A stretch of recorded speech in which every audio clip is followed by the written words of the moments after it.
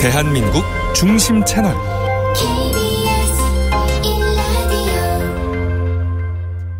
Listen, everyone.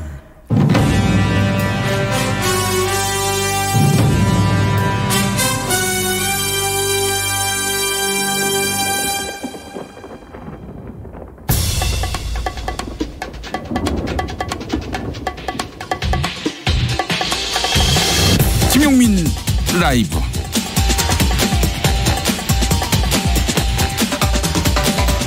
(2019년 6월 18일) 화요일입니다. 안녕하십니까, 김용민입니다. 시진핑 중국 국가주석이 이번 주 목요일과 금요일에 북한을 전격 방문하기로 했습니다. 그리고 이어서 다음 달 28일부터 이틀 동안은 오사카에서 G20 정상회의가 열립니다. 지난번 하노이 북미 정상회담이 아무 성과 없이 끝난 이후 다시 이번 열흘이라는 시간 동안 남북 미중 주요 정상국가들의 외교가 숨가쁘게 전개될 예정입니다. 다시 한반도에 세계의 눈이 집중되고 있는데요. 시진핑 주석의 방북, 그동안 몇 차례 기회가 있었죠. 하지만 미루었습니다. 그러다가 왜 지금 이번 타이밍에 북에 가는 것일까요? 시진핑의 의중을 생각해 보았습니다. 시기상으로 보면 무역전쟁에서 열세에 몰린 중국이 미국 보란 듯 북한 카드를 꺼내든 것이 아닐까, 이런 분석이 있습니다. 미국과의 무역 분쟁 담판을 앞두고 북한의 영향력을 활용하기 위한 것이란 이야기죠.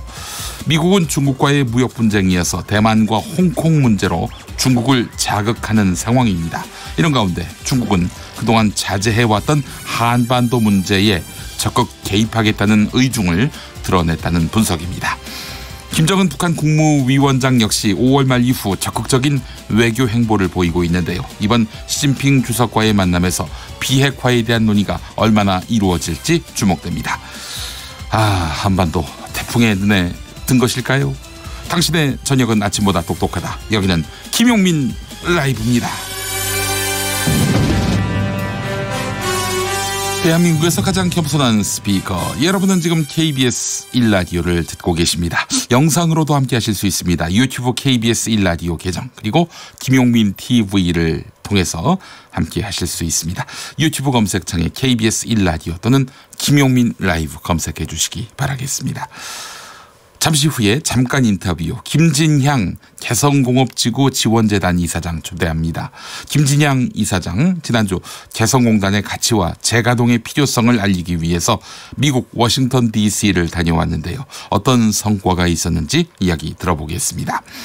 2부 속 인터뷰에서는 교회개혁실천연대 공동대표, 함께 여는 교회의 방인성 목사 연결합니다.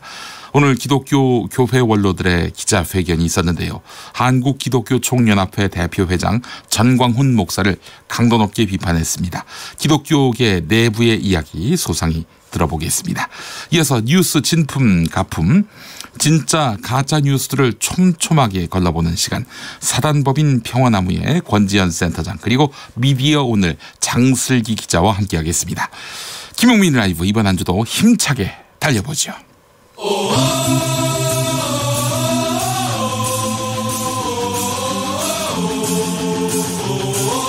김용민 라이브.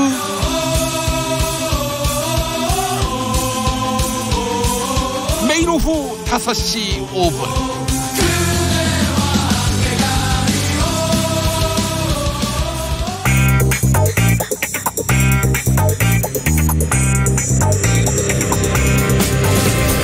오늘 타임라인을 수놓은 말말말, 김용민 라이브가 수집해서 들려드립니다. 소리로 듣는, 그리고 세상을 읽는 뉴스, 세상의 모든 뜨거운 목소리, 그 말말말에 김용민 생각까지 더해서 리뷰합니다. 지금부터 볼륨 업, 귀 쫑긋, 핫 소리.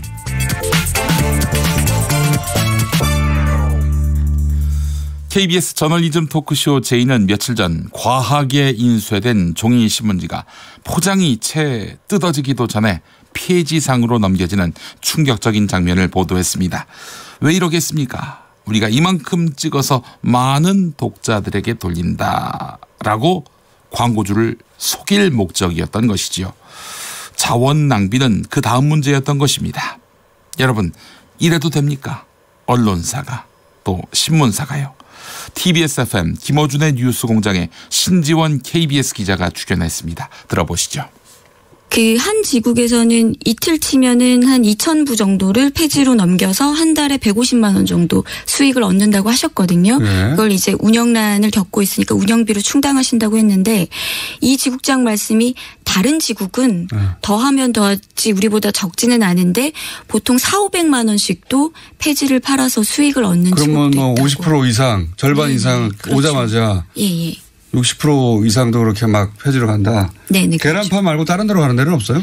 그 폐지 수거업자랑 저희가 이제 직접 인터뷰를 해보면 그 폐지 수거업자 말이 중국, 네. 베트남, 파키스탄, 아프가니스탄 이런 해외로 컨테이너에 실려서 계란 그 새신문들이 수출도 된다고 하더라고요. 그래서 용도는 뭐 과일도 싸고 고기도 싸고. 과일 싸고. 예, 우리 그 예전에 포장지 비닐봉지 대신 썼던 것처럼. 수출에 기여하고 있군요. 우리 예. 시민들이. 예. 김용민 라이브. 야당이 윤석열 검찰총장 후보자에 대한 철저한 인사검증을 예고했습니다. 나경원 원내대표는 윤석열 후보자 내정은 고위공직자 범죄수사처, 엉터리 검경수사권 조정에 대한 검찰의 쓴소리까지 완전히 틀어막겠다는 것 아니냐. 검찰을 정권 하수인으로 만들려는 음흉한 계략인 것에 분명하다. 반드시 청문회를 통해서 저지할 것이다. 이렇게 밝혔습니다. 사실 한국당의 황교안 대표와 윤석열 후보자의 악연이 또한 주목받고 있는데요. 2013년 국가정보원 댓글 사건 수사를 놓고 법무부 장관과 수사팀장으로서 갈등을 빚었던 황교안, 윤석열 두 사람. 제1야당 대표와 인사청문 대상인 검찰총장 후보자로 다시 만나는 모양새가 연출됐습니다. 윤석열 후보자를 바라보는 야당 입장은 한꺼풀 벗겨보면 복잡합니다. 이혜훈 바른미래당 의원, 새누리당 출신인데요.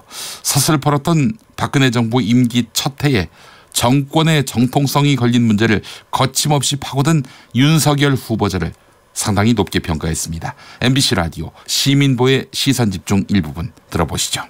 저는 이제 상당 부분 동의하는 부분도 있고 걱정하는 부분도 있는데 예. 동의하는 부분은 말씀하신 대로 그게 박근혜 정부 첫 해였어요. 2월에 취임하고 10월이니까 한 반년 정도 된 아주 초창기죠.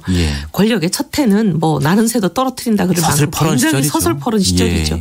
근데 그 서슬퍼런 시절에 그 박근혜 대통령이 대통령으로 당선된 게 정당하냐 안 하냐를 가리는 굉장히 권력 입장에서 보면은 올인을 할 수밖에 없는 그런 중요한 사건을 수사하는데 부장 또는 이제 지검장으로부터 이런 외압을 받았고 나는 그 외압에 굴하지 않았다는 거잖아요. 근데 뭐 상당히 그런 경우는 이제 목을 내놓고 하는 거죠. 그럼요. 왜냐하면 이 정권이 앞으로 이제 5년까지 갈 거라고 생각하지 누가 중간에 탄핵될 거라고 상상이나 했겠습니까? 근데 그런 상황에서 이제 반년 만에 그렇게 어떻게 보면 부당한 외압에 항거하는 이런 거는 사실 상상이 어려운 거죠. 그렇습니다. 목을 내놓고 한 거기 때문에 그런 이제 강직한 그런 부분에 대해서는 뭐 상당 부분 인정받으시는 것 같아요.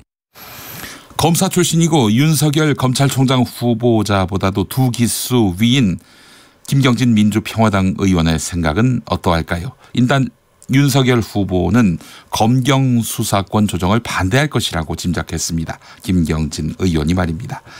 그리고 윤석열 후보자는 정권에 부담이 될 수도 있을 것이다. 이렇게 말했습니다. 강단이 있기 때문에 정권에 의해 쉽게 좌지우지될 사람이 아니다. 이런 이유입니다. YTN 라디오 김호성의 출발 새 아침 일부분 들어보시겠습니다. 사실은 윤석열 총장 후보자도 머릿속으로는 현 정부가 추진하는 수사권 조정에 대해서 분명히 반대되는 생각을 가지고 있을 겁니다. 네네. 유명한 말 있지 않습니까? 호박이 수박 안 되고 수박이 호박 안 된다고. 네네. 윤석열은 타고난 검사입니다. 그래서 자기 성격대로 자기가 올바르다고 하는 그 부분대로 검찰권을 행사하는데 밀고 나갈 사람이기 때문에 가령 현 정부 핵심 누구가 가령 무슨 수뢰와 관련된 또는 어떤 범법행위와 관련된 무슨 혐의가 포착이 됐다.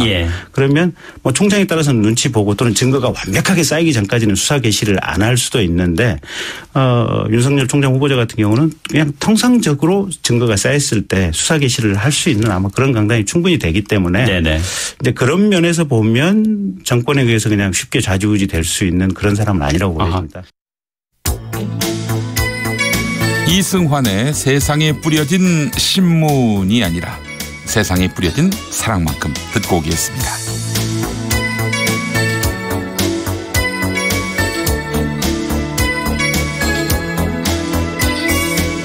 여전히 내게는 모자라 날 보는 너의 그 눈빛이 세상에 뿌려진 사랑만큼 알 수 없던 그때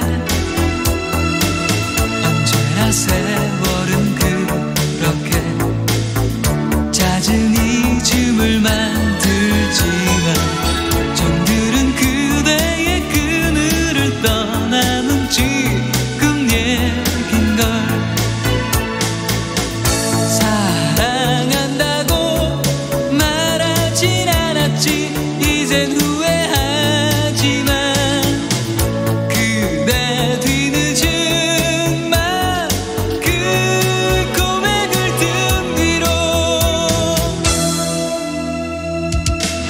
그대의 얼굴과 그대의 이름과 그대의 얘기와 지나간 내 젊은 날 사랑은 그렇게 이루어진 듯해도 이제와 남는 건 날 기다린 이별뿐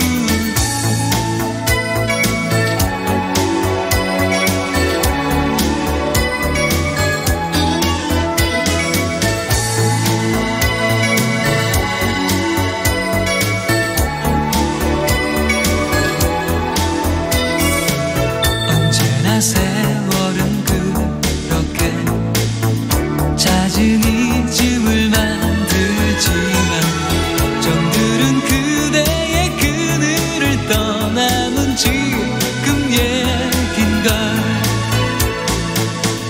사랑한다고 말하진 않았지 이젠 후회하지만 그대 뒤늦은 말 그 고백을 든 뒤로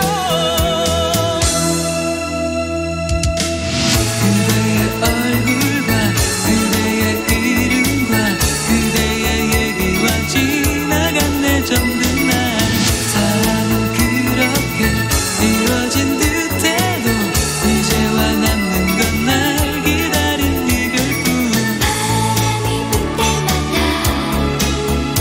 네, 7565번 쓰시는 분 윤석열 검찰총장 카드는 누가 보더라도 내년도 총선과 황교안 대표 탄압을 염두에 둔 노골적인 인사입니다. 이런 견해가 있군요.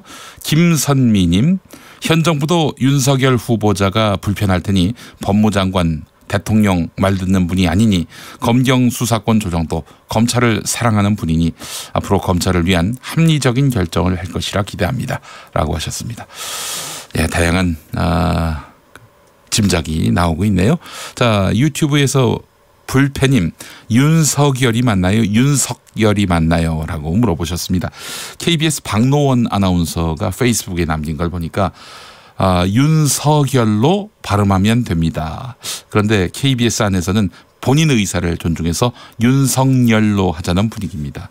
이렇게 되어 있네요. KBS 안에서도 의견이 분분합니다. 윤석열로 하는 것이 사실은 맞습니다. 그런데 윤석열 이렇게 불리기를 윤석열 검찰총장 후보자가 바라고 있다고 하는군요. 네, 어떻게 불러야 될까요? 예, 여러분들의 의견대로 가도록 하겠습니다. 문자 많이 보내주시기 바랍니다. 샵 9730 짧은 문자 50원 긴 문자 100원이 되겠습니다. 콩은 무료입니다. 자, 5시 19분 지나고 있습니다. KBS 교통정보센터 다녀오겠습니다. 박경은 씨. 네, 고속도로는 교통량 많지는 않은데요. 지금 서울 외곽순환고속도로 판교 구리 쪽으로는 광암터널부터 강일 쪽으로, 또 일산 판교 쪽으로는 김포요금소에서 노오지, 계양부터 송내 쪽으로 밀리고 있습니다. 반대 판교 일산 쪽으로는 판교 부근인데요. 작업 때문에 청계요금소 부근에서 짧게 정체고요. 이후로 시흥에서 송내 쪽으로 밀리고 있습니다. 판교 구리 방향으로는 토평에서 강일, 또 상일 부근과 서안암 일대에서 속도 줄입니다. 서해안고속도로 서울 쪽인데요. 발안에서 비봉까지는 31km 구간 정체고요. 더 가서 매송에서 용담터널 또 서서울 요금소에서 조남, 일찍부터 금천 쪽으로 정체입니다. 영동고속도로 인천 쪽으로 동손에서 광교터널 부근, 다시 부곡에서 동군포, 월곶에서 서창까지 속도 줄이고요. 경부고속도로 서울 쪽으로는 기흥 동탄에서 기흥을 지나 수원 부근, 또 판교 일대와 달랜에서 반포 쪽으로 밀리고 있습니다. 반대 부산 방향으로는 한남에서 서초 쪽으로만 정체 감안하시면 되겠고요. 경인고속도로 서울 쪽으로 서인천에서 부평 진출로 부근, 또 부천에서 신월까지 정체입니다. KBS 교통정보센터였습니다.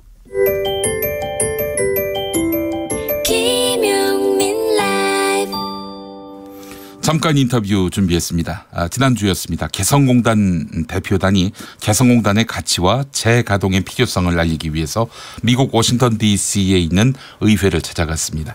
개성공단 대표단, 네, 단장격이죠. 김진양 이사장 나왔습니다. 어서 오십시오. 네, 안녕하세요. 김진양입니다. 반갑습니다. 네, 이사장님, 네. 우리는 미국의 개성공단 재개를 설득하러 온 게 아니라 설명하러 왔습니다. 맞습니다. 이렇게 말씀하셨습니다. 다들 개성공단 재개 설득하러 갔다고 그러는데 아닙니다. 우리는 네.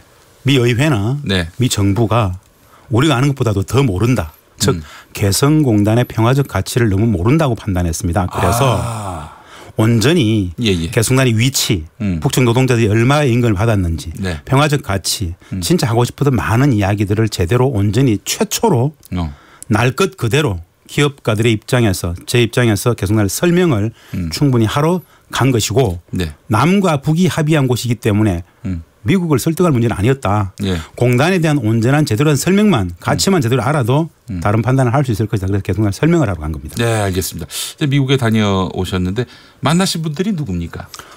미 연방하원의 아태 소유의 네. 위원장으로 있는 브래드 셔먼 위원장 그리고 주디 추 의원, 앤디 김 그 이외에 정책 결정을 하는 그쪽에 정책 보좌관들 한 15명 그게 아태 소위에 있었던 설명회 장이었고요. 그 다음 날 국무성 마크 네퍼 이 대사 대리했죠. 주한미 대사 대리했던 그쪽에 부차관보 그리고 국장부 과장급들 6명 만났고요.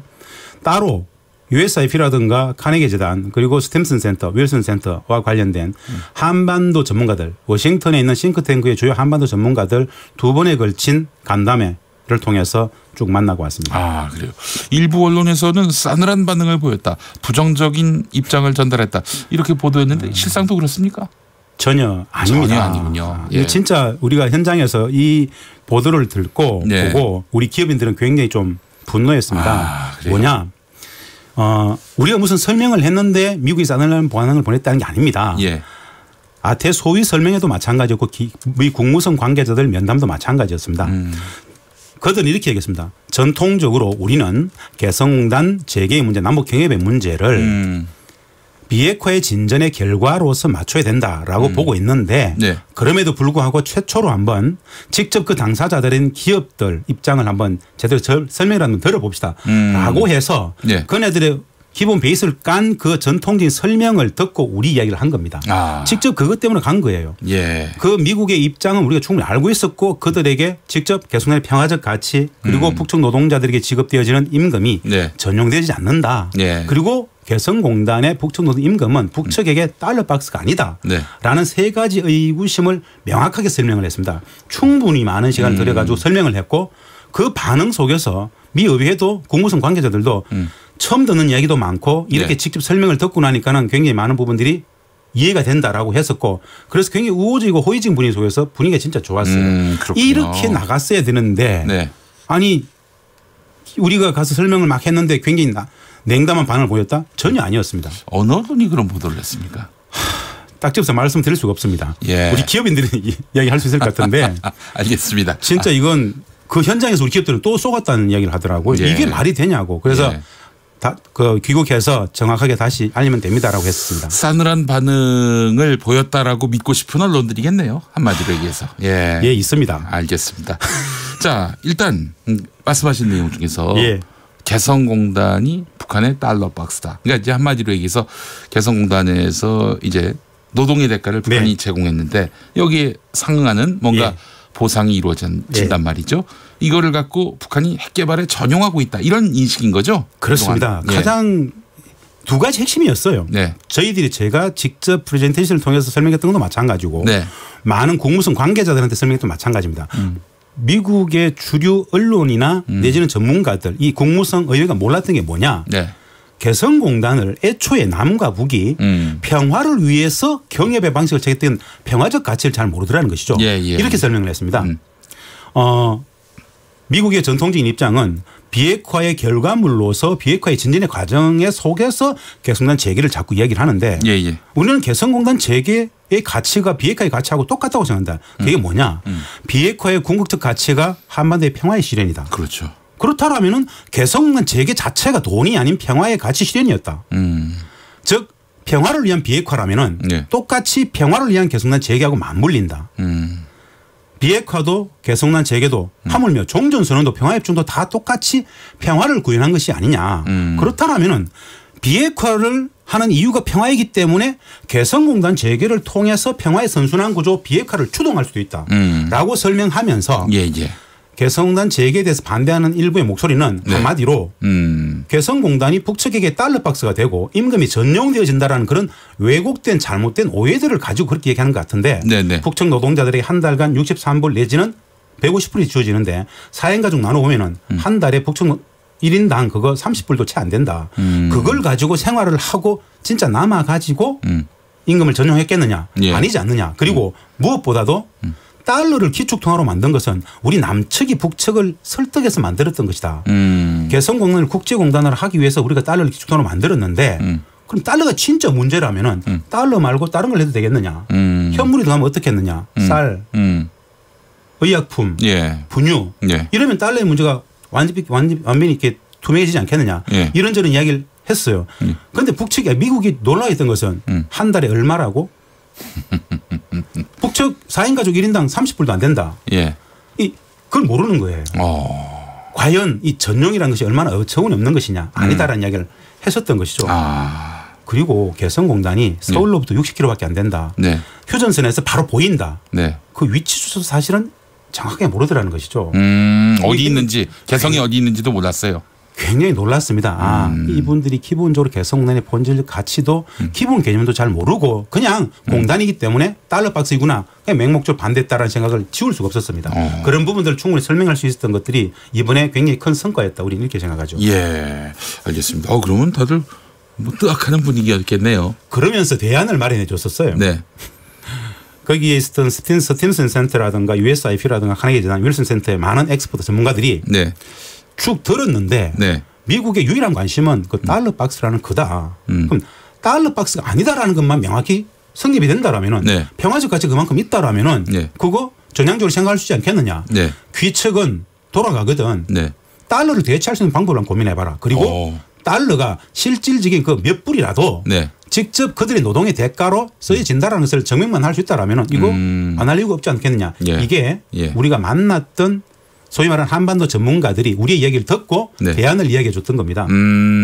그래서 저희들은 아니 이 상황을 몰랐느냐고 물으니까 그 전문가들조차도 우리도 생소하게 처음 듣는다 이야기였어요. 그래서 우리 기업인들은 사실 좀 살짝 분노가 있었습니다. 왜 이것을 이들은 몰랐는가라는 것이죠. 아니 우리 정부가 특히 외교부 쪽에서 적극적으로 설득했으면은 이 개성공단은 평화를 위한 사업이고 궁극적으로 맞습니다. 비핵화를 또 앞당길 수 있는 그런 맞습니다. 일종의 어떤 도구로서도 유용하다 이렇게 설명을 했다면은 맞습니다. 어땠을까? 오늘 낮에 예. 이번에 같이 갔던 5분의 개성공단 기업 대표단하고 예. 언론 간담회를 했는데 네. 그 자리에서 기업 대표단이 똑같이 이야기했습니다. 우리가 가서 이야기를 했는데 네. 그들은 처음 듣는다는 이야기를 많이 하더라. 네. 우리 이런 생각을 해봤다. 기존의 정부는 미국 당국에게 이 설명 안 했단 말인가. 그러면서 이런 생각을 했었습니다.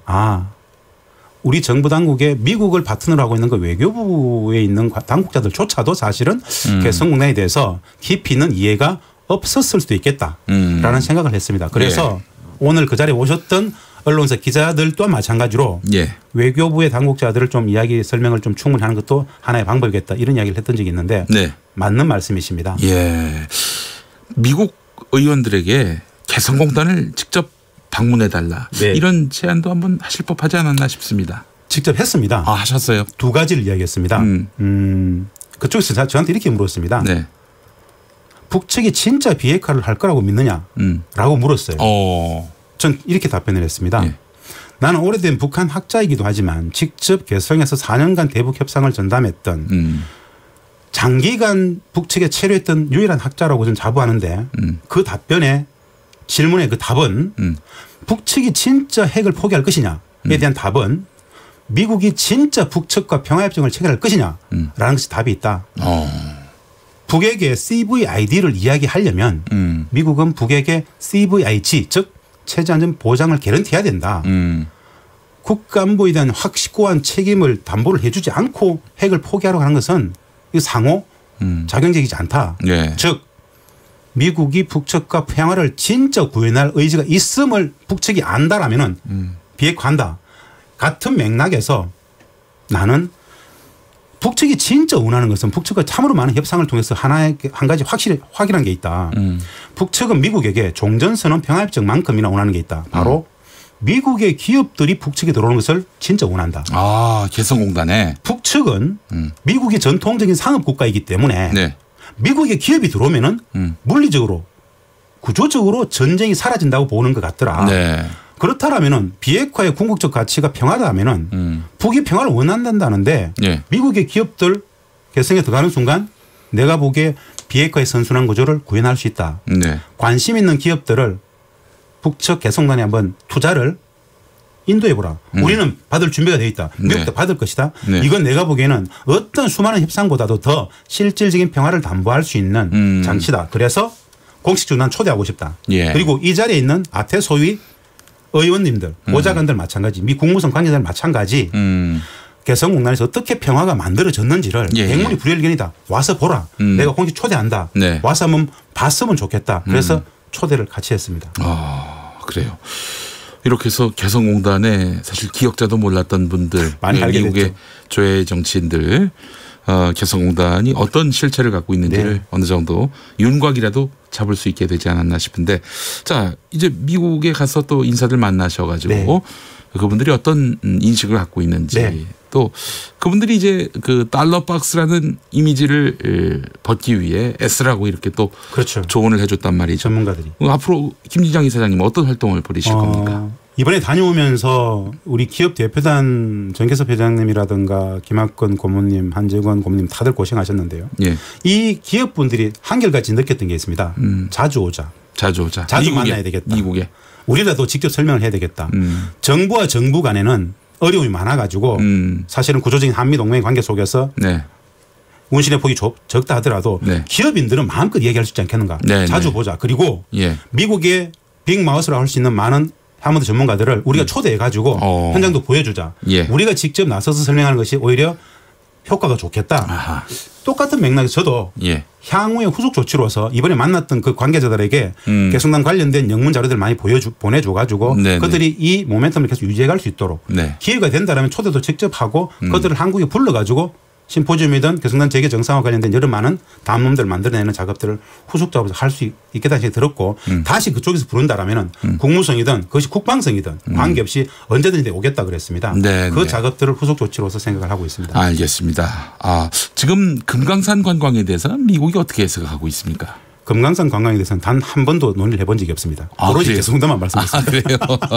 일단 뭐 개성공단 건에 대해서는 달러 박스라는 그런 오해, 네. 억측이 있었기 때문에 어렵지만은 금강산 관광은 좀 다소 유연하게 접근하고 있는 거 아닌가? 오히려 예. 제가 보기에도 방금 말씀하신 것처럼 예. 개성공단은 각종 설비에 문제가 있어가지고 네. 아무리 제재와 관련된 연관 조항도 있어가지고 좀 많이 복잡하고 어렵지만 뭐 연료가 들어가야 한다든지 맞습니다. 금강산 예. 문제는 예. 이것은 제가 보기에 달러만 거래되지 않으면은 남북 간에 언제든지 바로 할 수 있는 문제입니다. 네. 개성시 당일 관광도 마찬가지인데요. 저는 인적 교류가 이것은 정부가 좀 과감하게 미국한테 이야기를 하면서 이건 설비도 안 들어가고 아무것도 안 들어간다. 기름도 안 들어간다. 네. 그렇다면 여행, 인적 교류 자체는 제재 대상이 아니기 때문에 예. 언제든지 풀 수 있다고 본다라면 관광 대가로서 30불, 100불 안 들어가는 거 그것만 보장한다라면 제가 보기에는 금강산 관광하고 개성시 당일 관광 정도는 과감하게 할 수 있는 정도는 된다라고 보고 저는 충분히 협의할 필요가 있다 이렇게 봅니다. 정부가 좀 적극적으로 예. 남북 관계에 또 개선을 위해서 맞습니다. 현재 많이 경색되어 있는데 능동적 상황 인식이 진짜 적극적 해결이 필요하다. 그렇죠. 적적인 조치로서 금강산 관광, 개성당일 관광 이것부터 문호를 그렇습니다. 열고 그렇게 해서 또 신뢰를 다지게 된다면은 금강산 개성당일 관광이 전 개성단하고 다 맞물려 있다고 봅니다. 그렇죠. 예. 자, 이 중국 시진핑 국가주석이 이제 이번 주에 네. 방북합니다. 중국 최고 지도자의 북한 방문 2005년 이후 14년 만인데 예, 맞습니다. 현 시점에서의 방북 어떻게 보고 계세요? 너무 즐겁게 보죠. 잘 됐으면 좋겠다. 아, 그래요? 이 지금 정상회담 전국들이 많으면 많을수록 네. 뭔가 현재 이 교착 국면을 타개할 수 있는 동기들이 되지 않겠습니까? 네네네. 이런 많은 이야기 되지 않겠습니까? 예. 제가 시진핑 주석께서 간다? 트럼프 대통령도 많은 생각이 있을 것이고 우리 대통령께서도 뭔가 많은 생각이 있지 않겠습니까? 네. 교착 국면이 장기화되는 것보다는 정상들 간 서밋이 많이 이루어지는 것 자체가 저는 판을 흔들 수 있다는 점에서 무조건 좋다. 그래서 많은 기대가 사실 있습니다. 알겠습니다. 근데 이제 미중 간의 갈등 국면에서 이런 접촉이기 때문에 괜한 또 그 외교적 마찰을 부르는 건 아니지. 연유하는 분도 있습니다. 아, 반대입니까? 저는 반대로 생각합니다.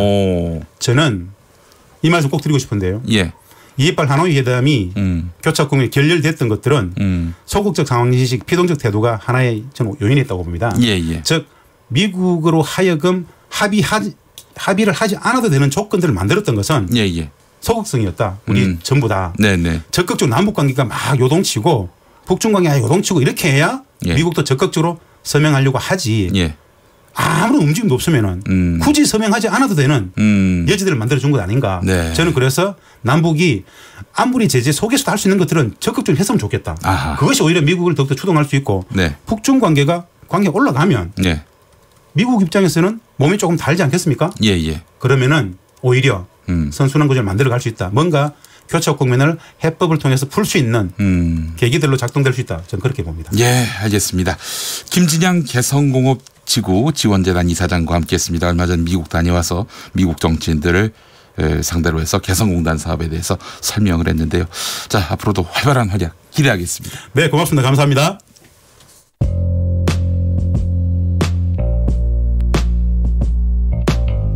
당신의 저녁은 아침보다 똑똑하다.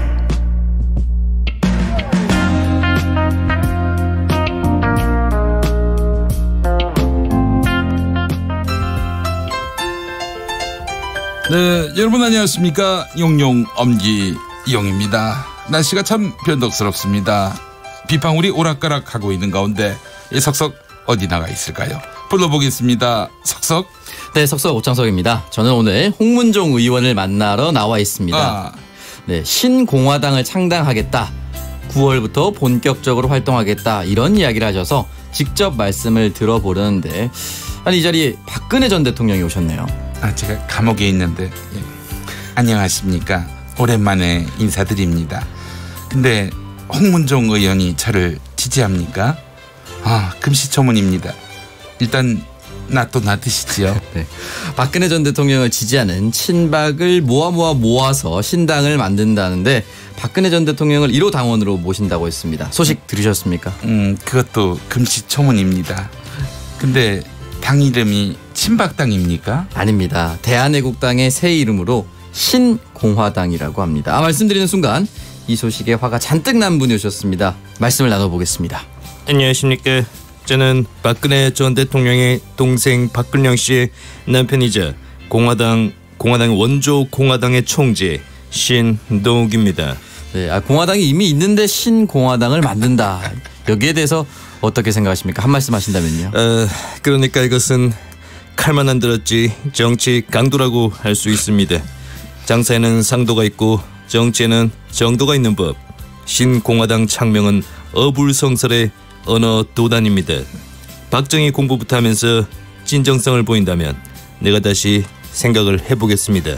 미세 뉴스 보세요. 오늘의 뉴스는 신공화당 당명에 신동욱이 뿔났다? 시사평론가 김수민, 오창석 두 분 어서 오십시오. 네, 안녕하십니까. 예, 오창석 평론가가 준비한 소식부터 만나보겠습니다. 네, 시진핑 중국 국가주석이 20일부터 21일까지 1박 2일의 일정으로 북한을 방문한다라는 이야기가 나왔습니다. 네, 중국의 최고 지도자로는 2005년 10월 후진타오 전 주석이 평양에서 김정일 국방위원장을 만난 지 14년 만이라고 합니다. 국부인 방문이라고 하는데요. 아무래도 이 북중 정상회담 그리고 이 북중 정상회담을 통해서 한반도의 평화가 조금 더 앞당겨지는 것이 아니냐라는 예측이 흘러나오고 있습니다. 여기에 대해서 프레시안 기사를 보면은 청와대가 이미 중국이 국빈 자격으로 시진핑 국가주석이 북한으로 가는 걸 알고 있었고 사전 조율이 어느 정도 됐었다라는 이야기도 했습니다. 네, 그래요.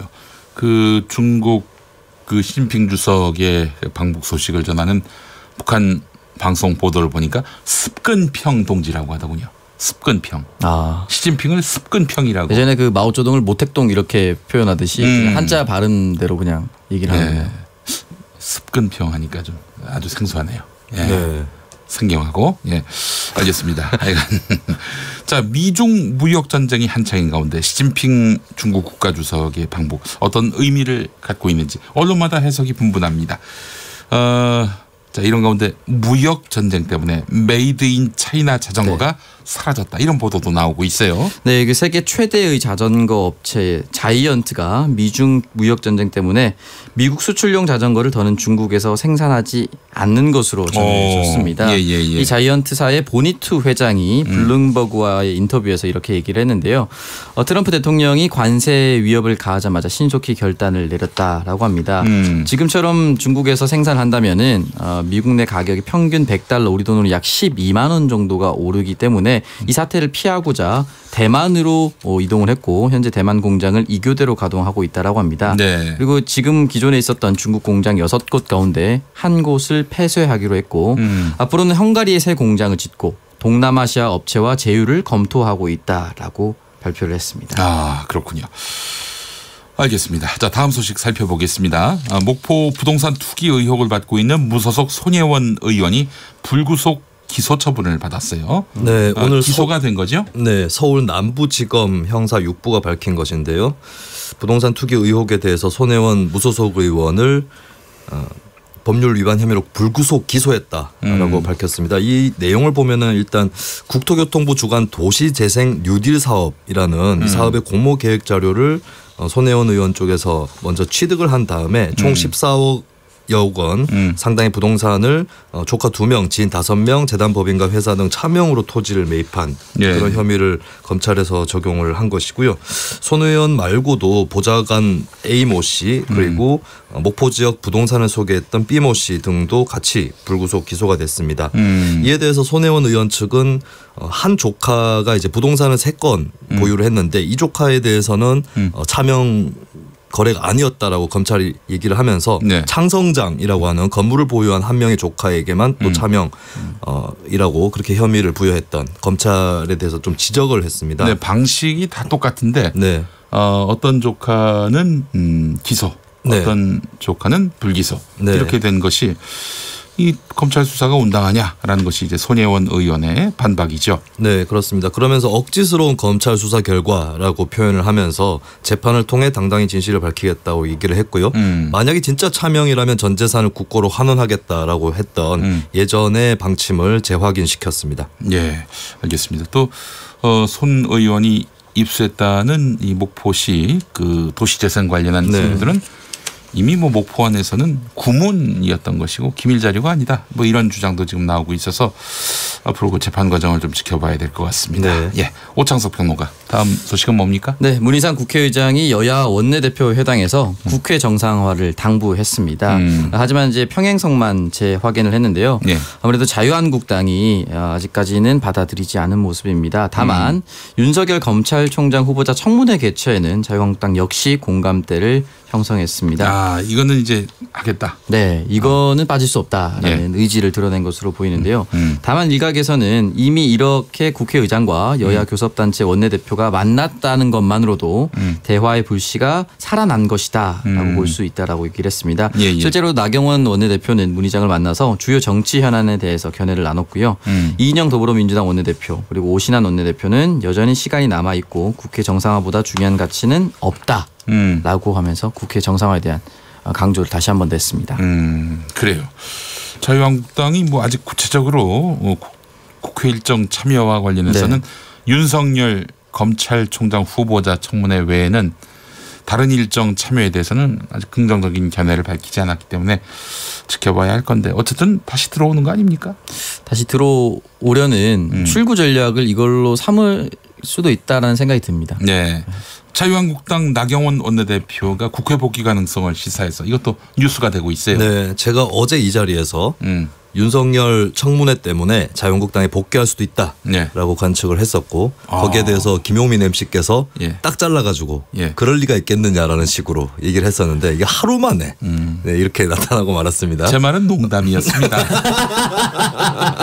농담을 그렇게 진담으로 받으시면 어떡하나. 네, 농담은 일라디오 KBS 일라디오의 정체성에 걸맞지 않는다. 아니 KBS 일라디오도 사람들이 듣는 방송이고 그 사람들은 농담도 하고 삽니다. 네. 여기서 진담만 하면 재미없어서 어떻게 방송을 들어요? 농담이 너무 많은 게 아닌가 그런 생각이 들고요. 어쩌다 보면 하는 농담이죠. 정치자 여러분들은 참고하시기 바라겠습니다. 나경원 자유한국당 원내대표가 이렇게 발언을 했어요. 이제부터 전략을 다변화하고 다각화하는 한편 문제점을 집중적으로 파고드는 기동성도 필요하다라고 얘기하면서 첫 번째 과제로 윤석열 검찰총장 후보자 청문회 를 들었습니다. 그러면서 검찰을 정권 하수인으로 만들려는 이 음흉한 계략을 반드시 청문회를 통해 저지해야 될 것이라고 얘기를 했고요. 그간에도 이런 관측들이 있었어요. 그러니까 자유한국당 내에서도 황교안 대표는 어차피 의원도 아니고 장외 집회에 대해서 굉장히 비중을 높게 잡고 있었던 반면에 원내대표인 나경원 원내대표 입장에서는 좀 국회 안에서 싸우는 것을 더 선호한다. 양측의 입장이 다소 다르다. 이런 관측이 있었는데 아니나 다를까 나경원 원내대표는 일단 국회 안으로 들어가는 전략을 얘기하면서 그래서 다변화, 다각화라고 하는 그 전략 방침을 이번에 얘기를 한 것이죠. 사실 그 정당의 원내대표는 국회가 정상화됐을 때 존재감이 드러나는 거 아니겠어요? 그렇죠. 장외투쟁이 너무 길어지면은 또 자신의 어떤 정치적 입지도 많이 축소될 것이고요. 1년에 한 번 하는 그 1년이 임긴 원내대표 아니겠어요? 네. 자, 그나저나 민주평화당 당내 분위기가 심상치 않다고요? 그렇습니다. 바른미래당 당내 갈등이 혁신위원회 수립을 통해서 일단 봉합에 들어가나 했더니 이제는 민주평화당으로 당내 갈등이 옮겨 붙는 그런 분위기입니다. 정동영 대표를 둘러싼 갈등이라고 볼 수 있는데요. 최근에 이제 평화당 일부 의원들은 당을 비상대책위원회나 혁신위원회 체제로 전환해야 한다라는 그런 방침을 또 내비치고 있고요. 그리고 이제 유성엽 원내대표를 포함해서 최경환 최고위원이라든지 박지원 의원 등등이 또 간담회를 열어서 이게 비공개로 열리긴 했는데요. 어떤 정동영 당대표 체제에 대해서 좀 불만을 갖고 있는 그런 의원들이 또 어느 정도 행동에 들어가는 그런 상황에 처해져 있습니다. 결정적으로 정동영 대표가 박주현 수석 대변인을 최고위원으로 임명하는데 여기에 대해서 여러 의원들이 반발을 했고 이것을 정 대표가 소수 의견이라고 묵살을 했거든요. 여기서 당내 갈등이 조금 더 크게 터지는 것이 아닌가 그렇게 보여집니다. 박주현 의원은 지금 저 바른미래당 소속 아닙니까? 당적으로는 바른미래당인데 비례대표 의원이라서 탈당을 하게 되면은 본인의 의원직이 상실되고 후순위 의원한테 넘어가기 때문에 그래서 당적은 일단 바른미래당으로 두고 있는 상태고 그래서 바른미래당 쪽에 제명을 해달라 요청을 했었어요. 제명을 하면 의원직 유지되기 때문에 근데 바른미래당에서 해줄 수 없다라는 방침 때문에. 손학규 대표가 뭐라고 했다고요? 민주평화당 같으면 해주겠습니까? 이런 생각을 이렇게 얘기하시진 않았어요. 이런 생각을 갖고 있지 않을까 싶어요. 이게 이런 사례 되게 많습니다. 그러니까 어떤 같은 당이라도 자신들이 의원직을 잃는다 싶으면은 제명을 해주지 않고 또 거꾸로 나가는 입장이 되면 제명 좀 해달라. 이것은 뭐 여러 정당에서 발견되었던 풍경이죠. 그래요. 아니 이래도 되는 겁니까? 다른 당 당적을 갖고 있으면서 그러면서 그 당의 최고위원이 될 수 있나요? 일단 민주평화당 당 내에 당원 당규에서 이것을 허용하고 있기 때문에 다른 당 사람이더라도 당직에 기용할 수 있도록 뭐 당 내에서 길을 열어둔 것이겠죠. 단지 박주현 수석 대변인의 최고위원 임명 때문에 지금 당내 파열음이 나는 건지 아니면 단지 그것 때문은 아닌 것 같고요. 사실 당의 이념 노선 측면에서 봐도 정동영 대표가 되긴 했지만 당의 다른 의원들하고 좀 결이 달랐어요. 정동영 대표 같은 경우는 다소 진보적인 성향을 띠고 정의당만큼 진보적이어야 한다. 그러니까 민주당보다는 진보적인 노선을 견지를 해왔다면 거꾸로 현재의 원내대표를 맡게 된 유성엽 원내대표 같은 경우는 바른미래당 정도의 스탠스를 유지해야 된다. 쉽게 얘기해서. 그래서 예. 양쪽 간에 완전히 이념 도선이 달랐던 거고 거기다 더해서 전북대 전남이라는 대결 구도도 한편 있었어요. 그러네요. 근데 유성엽 원내대표는 공교롭게도 같은 전북 출신이긴 한데 조금 더 전남 쪽 의원들을 더 대변하는 정동영 대표에 비해서는 좀 그런 기류도 있는 것이죠. 그 저기 정읍이 지역구잖아요. 네. 유성엽 원내대표. 그러니까 둘 다 전북이 지역구긴 합니다만. 근데 저 뭐야 정동영 대표는 좀 더 북쪽인 전지고 유성엽 원내대표는 좀 더 남쪽인 전남에 가까워요. 정읍이. 예. 꼭 그렇게 볼 일은 아닌 것 같은데. 네, 하여튼 저기 넘어가면 안 됩니까? 아주 신박합니다. 신박한 사고입니다. 뭐. 예, 그것도 막 반론에 부딪히면 농담이었다고 하실 거기 때문에. 단어법입니다. 그래서 민주평화당이라는 이 작은 규모의 정당에서도 내부의 균열이 또 크게 일어나고 있다는 것이죠. 네, 알겠습니다.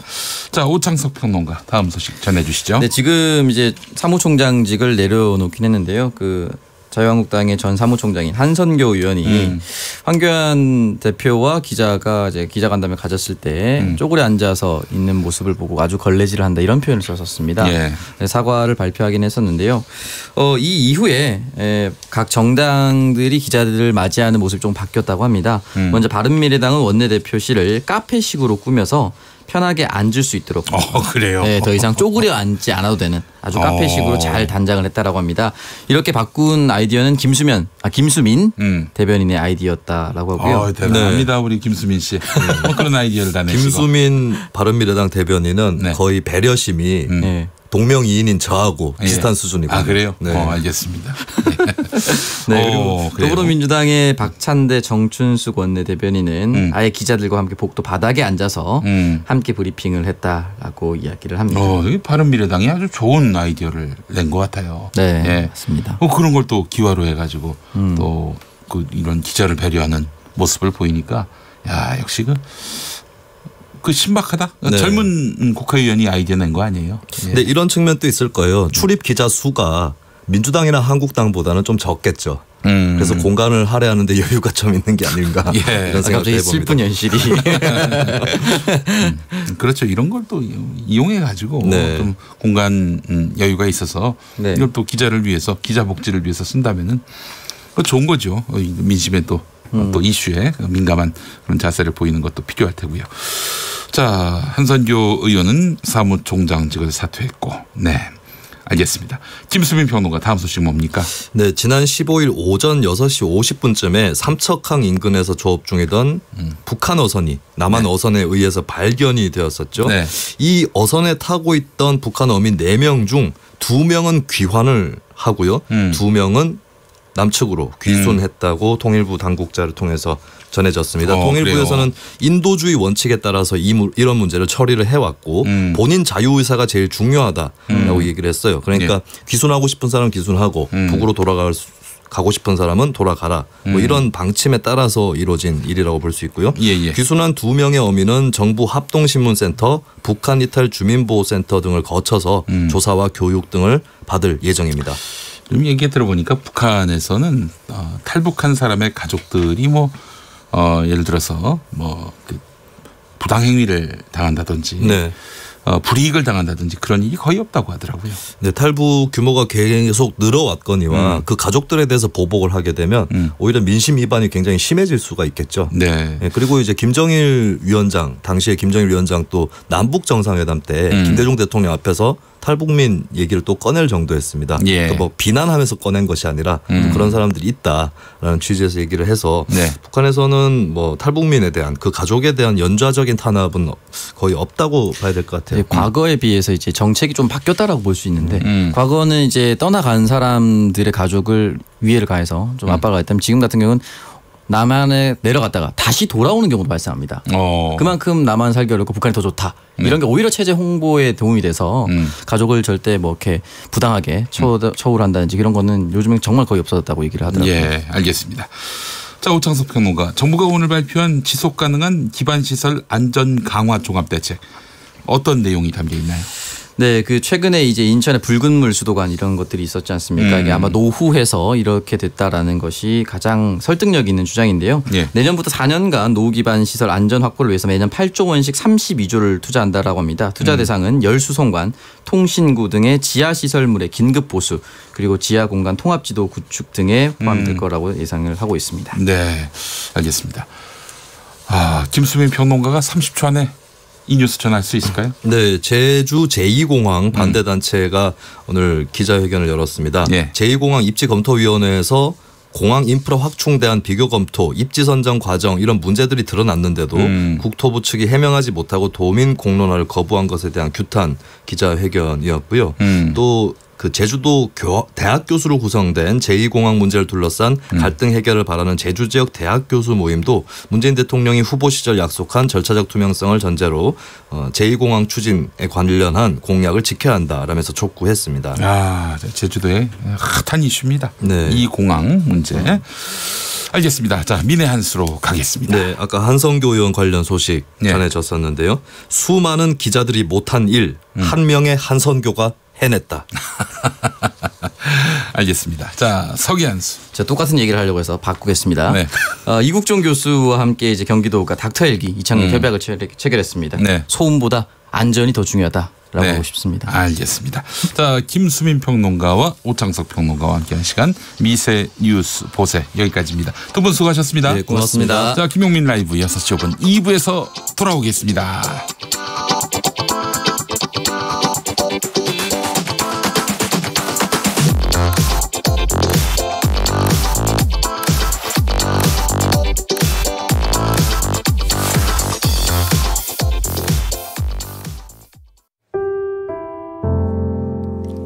KBS 라디오 연중기획 희망충전 대한민국 330번째 이야기. 안녕하세요. 아나운서 이현주입니다. 6살 지연인 또래 친구들보다 성장이 조금 더딥니다. 그런 지연이의 가장 좋은 친구는 엄마인데요.